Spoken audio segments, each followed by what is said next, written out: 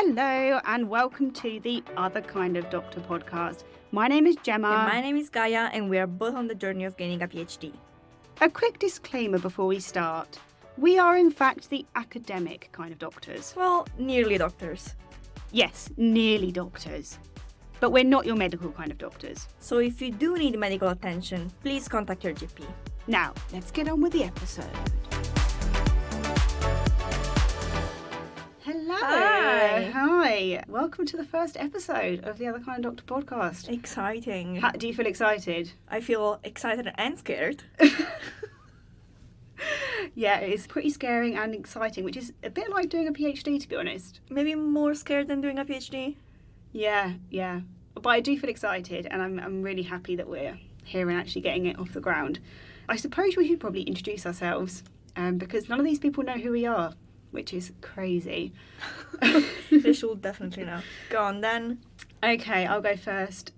My name's Gemma, and I am a third-year PhD student, which sounds scary, but my PhD is actually 4 years. So that does make me feel better that I've got another 2 years left. And my PhD is in psychology. And that doesn't mean I'm going to read your mind. It just means a lot of stuff less exciting than that. What about you, Gaia? I just want to say that Gemma was looking at her iPad throughout the whole thing, and I'm scared she have written down notes about her name. So, I'm Gaia. I'm also a PhD student in psychology, third year, but like Gemma, my PhD is 4 years, so I'm not panicking just yet. Panicking a little bit, though. Yeah, but not like major panic. Okay, let's carry on. Otherwise, we'll waffle for a whole hour. So I feel like when people say what their PhDs are about, people kind of switch off. But I feel like because this is for other PhD students, people will be interested to know what our PhDs are in. So as a brief kind of introduction, my PhD is looking at how young people use social media and how that relates to their mental health. And my PhD is... Oh my god, I forgot what my PhD is about. Only 3 years in. My PhD is about improving eyewitness testimony in forensic lineups. Yeah, very exciting and very different types of psychology as well. And yeah, I think it would be interesting. I feel like people come to PhDs from all different types and all different backgrounds. So it might be useful to say kind of like what our background is. I don't want to hear about your childhood trauma and experiences, but kind of maybe our educational background might be useful for people to know. Why don't you go first this time? Yeah, so I'm actually Italian, as you might be able to tell. It's a really strong accent. So I came to the UK for my undergrad, so I did my undergrad in psychology, then a master's in forensic psychology here at Royal Holloway, then 1 year as a research assistant, actually during COVID, so it's just me in my room typing away, and now doing my PhD. Very exciting. Oh. Look how far you've come.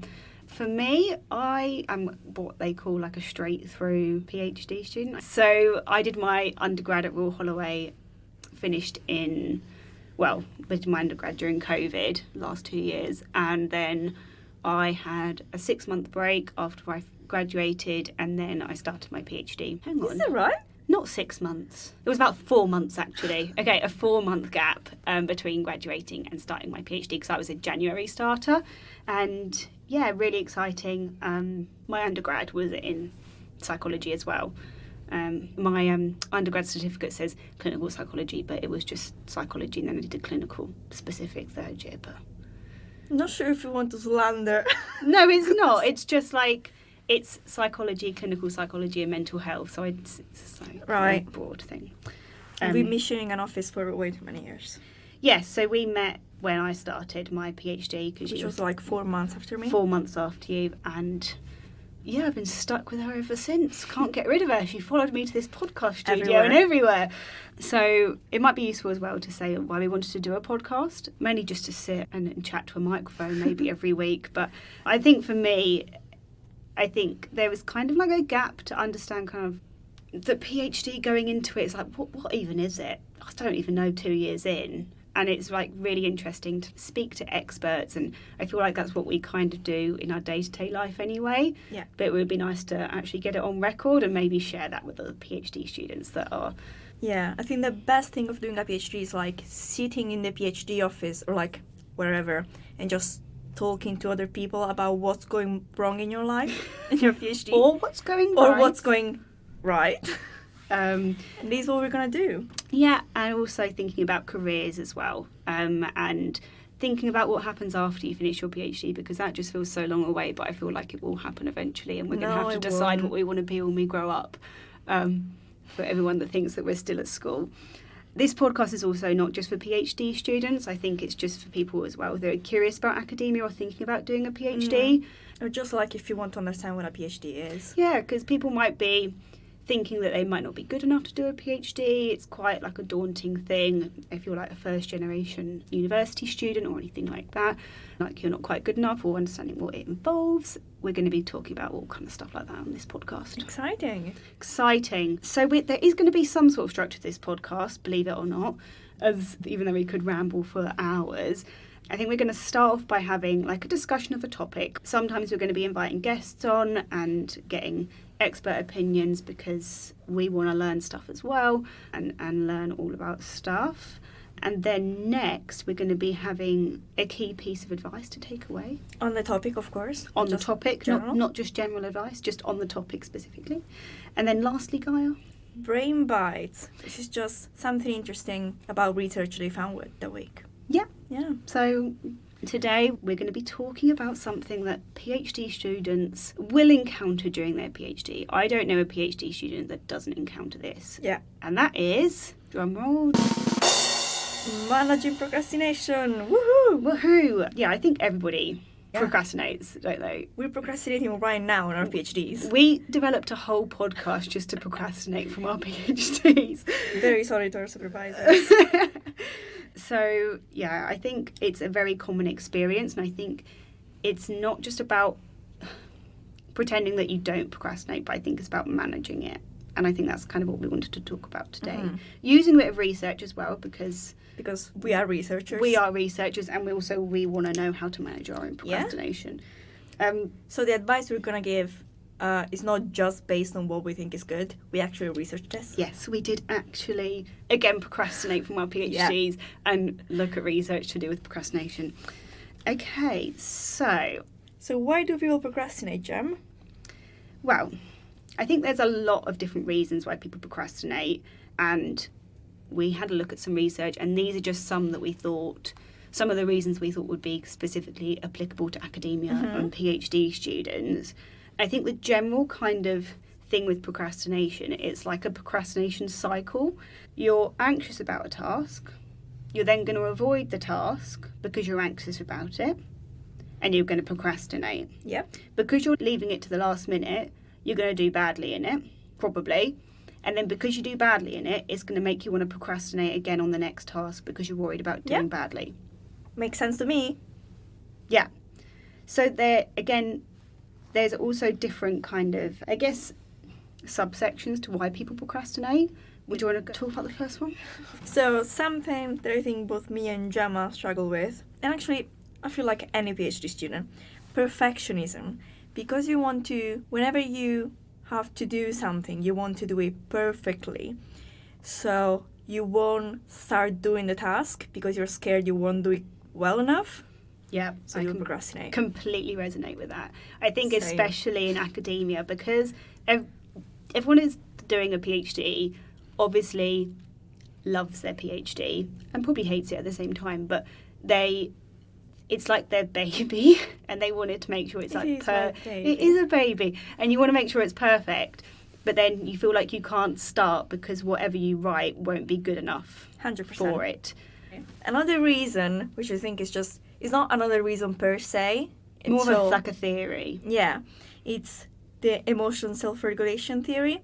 So by procrastinating, you're making yourself feel better in the short term, but then obviously in the long term, it's going to be worse. Yeah, so short term, I feel good going and doing a full food shop rather than writing my introduction. I did clean the whole day yesterday because I didn't want to work. Yeah, so you kind of feeling good in the short term, and you're not focusing on like your long-term goals and things like that. Yeah. And I think that kind of leads on to a theory that I read about called the drive to delay versus the drive to act theory. So people that procrastinate are more driven to delay a task, Whereas people that don't procrastinate are driven to just sit down and act. So they will act.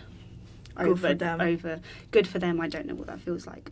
Another kind of section, I think, or reason why people procrastinate is that people don't have like a defined realistic goal for the task that they want to do. So, for example, for a PhD, you're thinking about the end result of your PhD sometimes. So you're thinking about all the things you need to do throughout those like 3 or 4 years, instead of thinking of the thing you need to do today, which might be like write the method section of a paper. Yeah.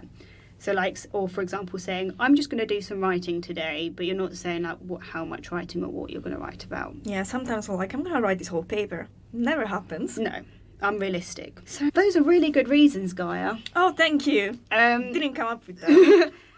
How are we going to manage that? How do we manage all of these different things that are going on during a PhD and these different reasons to why we're going to be procrastinating on writing our PhDs? Well, I don't manage, but if someone do want to manage... I think for me, the key thing to remember is that everyone is going to procrastinate at some point, and don't beat yourself up.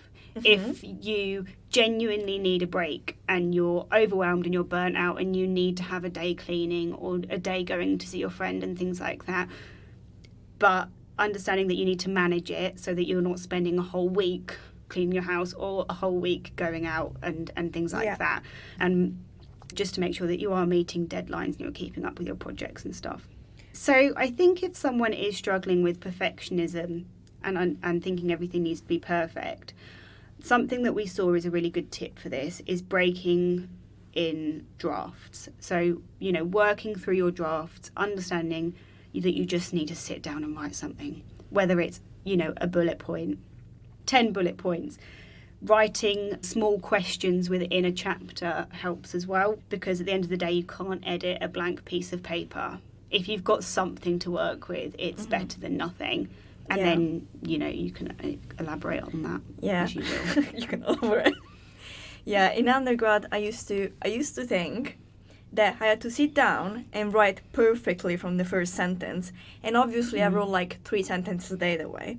Now, I just sit down, not even with my laptop, but with my notebook, and just write down random stuff, like from research from my head. And I know because it's in a notebook and not on my laptop, it doesn't count if it's not perfect. Oh, and then I just translate it. I like that idea because it's not writing on like a Word document, it's just notes. That's a really good tip, actually. I like that. Something to help as well is increasing your like motivation for the task.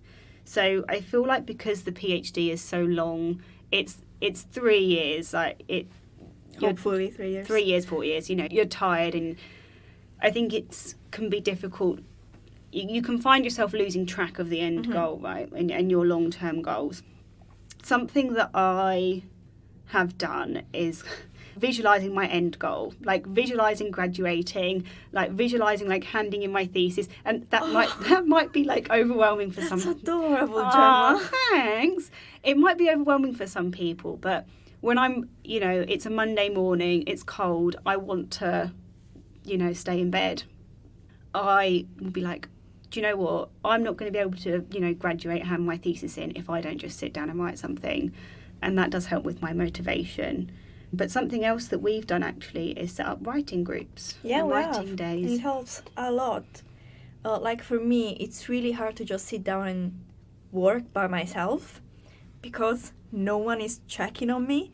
And therefore I'm like, I'm just gonna read a normal book for 10 minutes and then end up reading 10 whole chapters and it's 9 p.m. But if I'm working with someone else or in a study writing group, everyone is there, and if I procrastinate, they're gonna see it. Yeah, like having someone else hold you accountable is really useful. And I think for some like writing groups, they set goals and things at the beginning, and then you like check in and see how you're getting on and things like that. And then I think this is pretty like self-explanatory, but when we said about not having defined realistic goals, just break down your tasks, like break big chunks of, you know, like an introduction chapter.